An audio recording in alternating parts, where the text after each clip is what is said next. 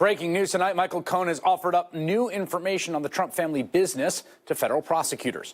According to a report from the New York Times, the president's former lawyer, who worked at the Trump org for years, spoke about possible irregularities within the president's family business and about a donor to the inaugural committee, according to people familiar with the matter. Specifically, about insurance claims the company had filed over the years. Cohen will testify at 3 separate hearings in D.C. next week, behind closed doors before both the House and Senate Intelligence Committees, and publicly before the House Oversight Committee in just 5 days. To walk us through exactly what has taken place here, I'm joined on the phone by one of the reporters who broke the New York Times story, senior writer William Rashbaum. William, what do we know about the conditions under which Michael Cohen met with the prosecutors and what he told them? Well, he met with them on a holiday on Martin Luther King Day. He went in perhaps on the holiday to attract less attention, and they discussed a number of topics, including, as we reported, their interest in Ahmaud Zubairi, and he told them about these business practices that he alleged involved certain improprieties. And the improprieties relate to insurance? Is that what your reporting indicates? Well, our understanding is that they related to insurance claims that the Trump organization made. That's what he alleged. It's unclear precisely what that involved and exactly what the federal investigators have found so far in the last few weeks since he made those allegations. So just so I'm clear on this, he's meeting with the Southern District, right? Not with the Mueller team on this. Is that right? That's right. That's right. And he has talked. We know he's spent a fair amount of time already since he was raided and indicted and arraigned, like with both of those offices. Correct? This has been an ongoing communication. Well, he was debriefed extensively by the investigators in Mr. Mueller's office. I think in total there were 70 hours of debriefings. Most of that involved Mr. Mueller's prosecutors. He also spent, I believe, 2 days with prosecutors from the Southern District. But Mr. Cohen chose not to cooperate fully with the Southern District. And as a result of that, the information he provided was limited. Yeah, that's right. When it was time for them to sort of talk about sentencing, they were pretty harsh about him being squirrely, evasive, and not particularly forthcoming. Right. I mean, they were the sentencing memo was extremely harsh. I think in the paper we called it scathing. I do think that his most recent session was in all likelihood part of an effort to provide information that might prompt the prosecutors to file a motion under a certain section of the federal law that would allow them to seek a sentence reduction, a post-sentencing reduction for him. Whether that will ultimately happen obviously remains to be seen. Final question. The donor in question from the inaugural committee that your reporting indicates was part of the conversation that he had. We know they're looking into the inaugural committee. Can you tell us more about that? Well, Ahmaud Zubairi was the one person who was actually named in the Southern District's subpoena, grand jury subpoena to the inaugural committee, which I think was a few weeks ago. And exactly where that will go and precisely the upshot of the information that Mr. Cohen provided sort of remains to be seen at this point. All right. William Rashbaum, thank you so much for making the time.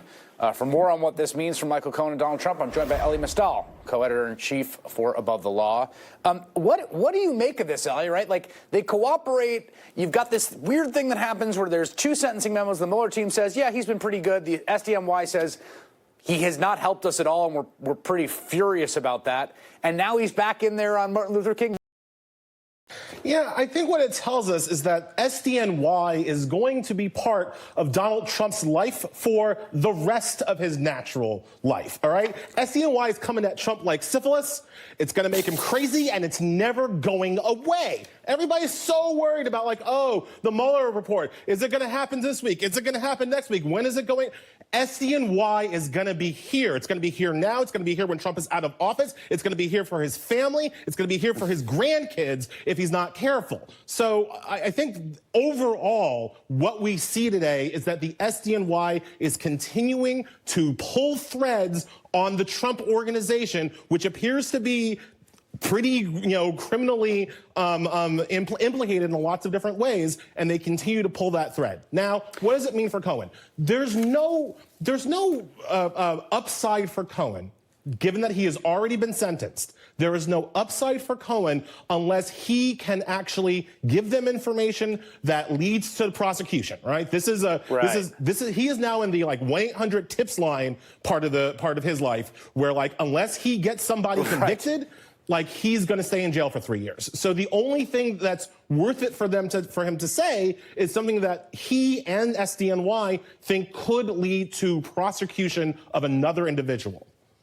So, I thought about this in light of the insurance part of that reporting, which was interesting, and I hadn't quite thought of before. But someone on our staff remembered that Donald Trump, this was about the hurricane damage. This is a 2016 AP story that he took $17 million in insurance for damage that few remember. He received $70 million insurance payment in 2005 for hurricane damage to Mar-a-Lago, but the Associated Press has found little evidence of such large-scale damage. It is, people get prosecuted for insurance fraud. That's a thing that happens in the world. It's interesting that term jumped out in that article. Yeah. I'm going to have to give credit to my wife here because she's been saying this for 3 years now. If we've seen so much evidence that Trump committed some kind of illegality or crime in the run-up to the election, if we've seen so much evidence that Trump committed some kind of illegality or crime in terms of obstruction while he was president, what makes us think that he hasn't committed many, many, many crimes over his long and disastrous business career, right? And so at some point, and I think SDNY is the right point, SDNY has to start investigating actual crimes that happened at the Trump organization. And you're exactly right to bring up this insurance fraud thing, because once you're looking at insurance fraud, the SDNY is not limited in scope like the Mueller investigation is to just looking at collusion between Russia. The SDNY can follow the money, and they seem to be following the money, and that should be terrifying for Trump and Jared and Don Jr. and Eric and Ivanka. Well, and a thing that we always forget, which I say every time I take a chance, Michael Cohen implicated the president in the commission of a federal felony to which he has pleaded and is sentenced for in federal court in Southern District with the approval of federal prosecutors who have talked to other people around said crime, in which he is individual one who Michael Cohen said directed the crime. That in and of itself, many prosecutors said, is an indictable crime if the man didn't happen to be sitting in the White House. Yes, and that's why I keep saying he's not going to be sitting in the White House forever. All right, impeachment is a political issue, but at some point, he's no longer going to be president, and SDNY, I believe, is going to be waiting for him. Yeah, and there's a question there of statute of limitations, particularly on the campaign finance crimes. It is possible that if you just limit it to that, the president ends up running for re-election to essentially stay out of criminal exposure, which is to say, if he's elected, his sort of force field that protects him from being indicted extends for another 4 years, and maybe he can get away with it, which is a pretty perverse situation to find ourselves in. Nobody needs to win this election more than Donald Trump. Elie Mystal, thank you so much for joining us. Thank you.